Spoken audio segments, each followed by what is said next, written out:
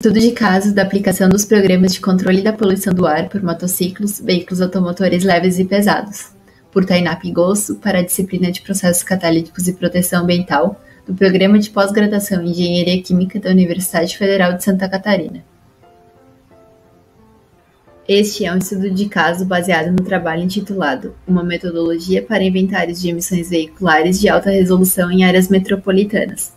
Avaliação do efeito da melhoria das tecnologias automotivas, um trabalho desenvolvido pelos pesquisadores da Universidade Federal de Santa Catarina e publicado no jornal científico Transportation Research Part D em 2019. Inventários são documentos que promovem medidas da qualidade do ar, quantificam as principais substâncias emitidas, identificam as melhores tecnologias de controle disponíveis e fornecem perspectivas futuras. Em muitos dos países desenvolvidos, inventários em relação à emissão por fontes móveis são escassos e apenas contabilizam emissões totais devido à ausência de um método eficaz de avaliação. Segundo o Programa Ambiental das Nações Unidas, estima-se que países desenvolvidos, mais China e Índia, gastam todos os anos cerca de 3,5 trilhões de dólares no sistema de saúde e em relação a custos pelas mortes associadas à poluição do ar. Estabelecer e efetivar ações de redução das emissões veiculares são primordiais à saúde humana e do ambiente, por meio de um sistema sólido da gestão da qualidade do ar. Dado o contexto, a seguinte proposta de estudo consiste na elaboração do primeiro inventário de emissões veiculares em alta resolução espacial, aplicado à área metropolitana da cidade de Florianópolis. Florianópolis é a capital do estado de Santa Catarina e apresenta um dos maiores índices de desenvolvimento humano, sendo considerada a quinta melhor cidade para se viver no Brasil. Além das suas belezas naturais, é conhecida como a capital da inovação e chamada como Ilha do Silício. Sua região metropolitana é composta pelas cidades de Florianópolis, São José, Palhoça, Biguaçu e Governador Celso Ramos, e mais 4 cidades que compõem a Grande Florianópolis, concentrando 96% da população em áreas urbanas. Florianópolis possuía em 2017 mais de 660 mil veículos licenciados. Este número possui uma perspectiva de alcançar 1 milhão de veículos em 2040, sendo então a terceira maior frota per capita no Brasil. Deste contexto decorre um dos maiores problemas da região, a mobilidade urbana e a concentração da população próxima de fontes de emissões poluentes.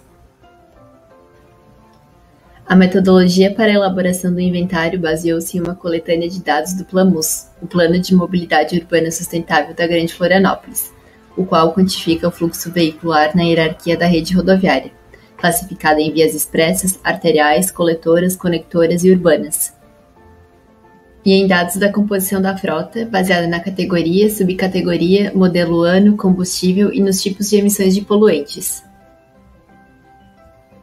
O método baseia-se em uma abordagem probabilística bottom-up pelo software Transcad, para o cálculo do fator de emissão ponderado de cada categoria rua a rua, de modo a fornecer alta resolução espacial.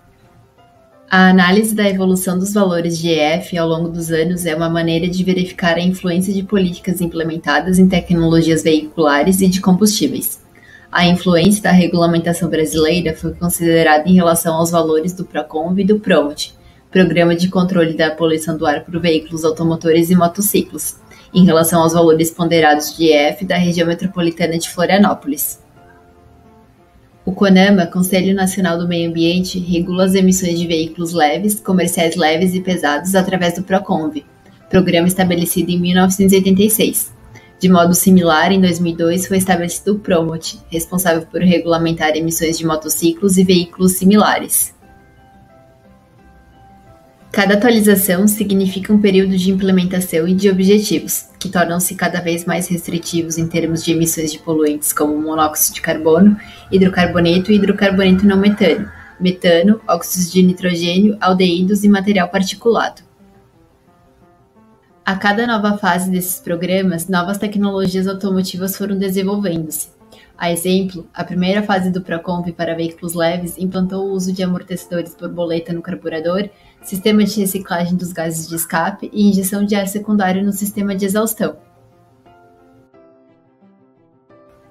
As fases L2 e L3 significaram grandes avanços. A através da adoção de conversores catalíticos, implementação do sistema de injeção eletrônica e da sonda Lambda, que permitiram a criação da tecnologia de carros flex. As fases L4 e L5 realizaram otimizações da injeção eletrônica pelo uso da injeção direta e otimizações das câmeras de combustão e dos bicos injetores. Em seguida, a fase L6, vigente até o momento da publicação do artigo, resultou em avanços pela introdução de conversores catalíticos por oxidação e pela melhora do reciclo de gases.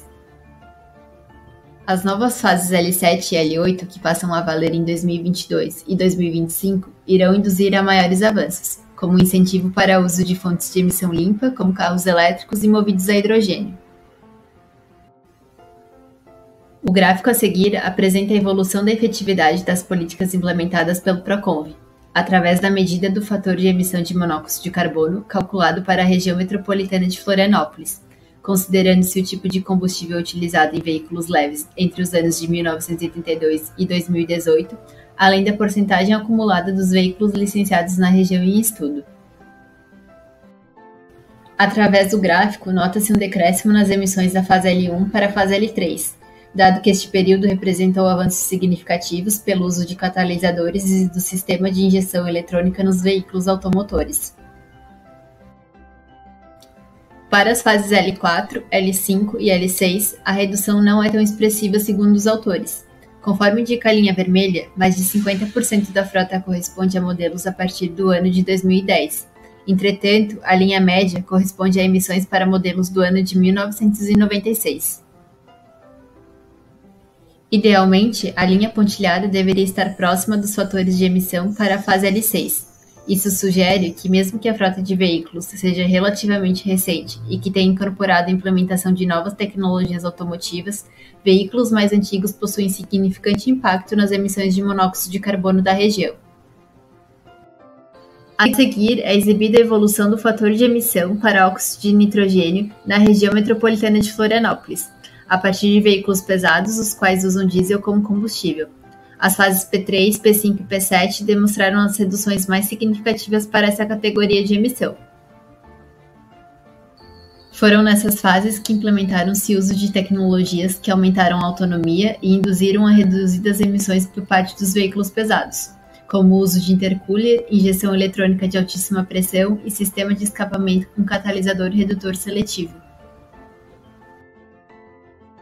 Pela curva vermelha, é possível perceber que metade da frota de veículos pesados da Grande Florianópolis foi produzida até o ano de 2009, o que faz com que a linha média de emissões seja a próxima fase P5. Assim como para os veículos leves, o melhor cenário seria a linha média próxima à fase P7, onde há a maior restrição quanto às emissões. Logo, os veículos mais antigos também contribuem para uma parcela importante de emissões. As emissões veiculares da área metropolitana de Florianópolis são sensitivas à categoria do veículo, como mostra a tabela a seguir. Essas emissões foram consideradas para a hora de pico do período da tarde e mostram que pode variar entre as categorias dos automóveis. O gráfico seguinte mostra a contribuição de cada categoria veicular para o total de emissões, onde fica claro que os veículos leves são responsáveis pela emissão da maior parte dos poluentes ligados a monóxido de carbono, hidrocarboneto e óxido nitroso, este último que não é regulamentado pelo Proconv. Por outro lado, os veículos pesados são os maiores emissores de óxido de nitrogênio e material particulado. Veículos comerciais leves possuem perfil de emissão similar ao de veículos leves, porém em menor magnitude, enquanto que para motocicletas a maior magnitude de emissão corresponde à emissão de hidrocarbonetos. O estudo também compara os valores de emissões veiculares encontrados nesse trabalho em relação a outras regiões do Brasil e do mundo. Entretanto, resultados distintos podem ser encontrados e que podem ser explicados pelas diferenças nos métodos aplicados entre os estudos, a composição e o ano da frota, além da resolução espacial da localidade. O estudo também apresenta uma distribuição espacial das emissões veiculares, por onde é possível detectar as regiões em que as emissões são mais críticas e qual é a categoria de maior emissão, a depender do poluente e considerando-se a hierarquia rodoviária.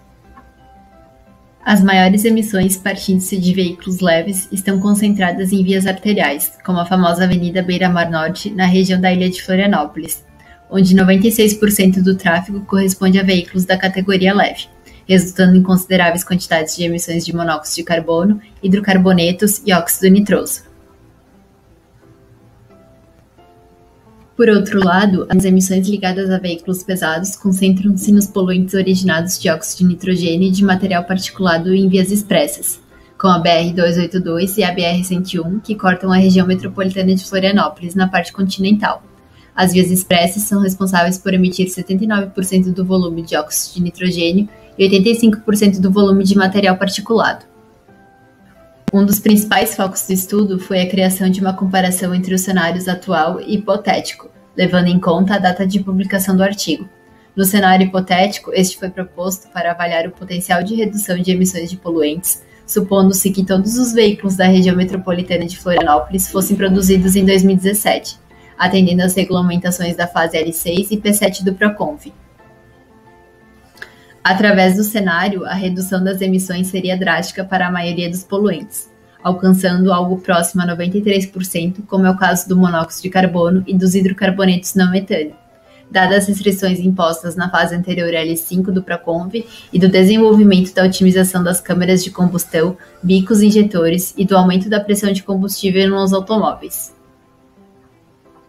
O cenário hipotético atribuiu o forte impacto nas reduções das emissões à renovação da frota veicular da área metropolitana de Florianópolis. A ilustração a seguir mostra em uma escala de pixels, que representam áreas de 1 km², a distribuição espacial das emissões de monóxido de carbono no cenário atual e hipotético e as reduções alcançadas pelo estudo. Após o estudo crítico dos dados e das conclusões propostas, torna-se importante destacar que, mesmo no cenário hipotético, regiões com alta densidade de fluxo veicular podem concentrar altas taxas de emissões. Este ponto reflete que, mesmo que a melhora das tecnologias automotivas reduza os fatores de emissão, o controle da qualidade do ar continua complexo. Através da técnica proposta de bottom-up, é possível produzir um detalhado inventário de emissões para áreas metropolitanas e elaborar cenários que ofereçam suporte à tomada de decisões. O trabalho sugere que reduzir a média da idade da frota veicular da área metropolitana de Florianópolis é uma possibilidade para mitigar e diminuir os fatores de emissão. Mesmo em menor número, os veículos mais velhos possuem impacto negativo na emissão de poluentes, uma vez que veículos recém-manufaturados apresentam fatores de emissão até 20 vezes menores que os antigos. Entretanto, é importante considerar que esta ação envolve uma série de fatores externos, como o eixo econômico e de poder aquisitivo. No melhor cenário, o ideal é manter-se regular quanto aos fatores de deterioração das emissões, quanto ao monitoramento dos filtros de material particulado e dos sistemas de catalisadores e exaustão. O estudo, de forma geral, forneceu novas perspectivas em relação às emissões da área metropolitana de Florianópolis, que podem ser aplicadas em políticas públicas de gestão, na implementação de estações de monitoramento da qualidade do ar, restrições de tráfego em lugares estratégicos e controle de veículos com potencial de emissão elevado. Por fim, é importante considerar também que o trabalho possui limitações ao não considerar fatores como intensidade de uso do veículo, fatores de desgaste e deterioração, além da ressuspensão de poeira do solo, que pode aumentar as estimativas de emissão de poluentes encontradas.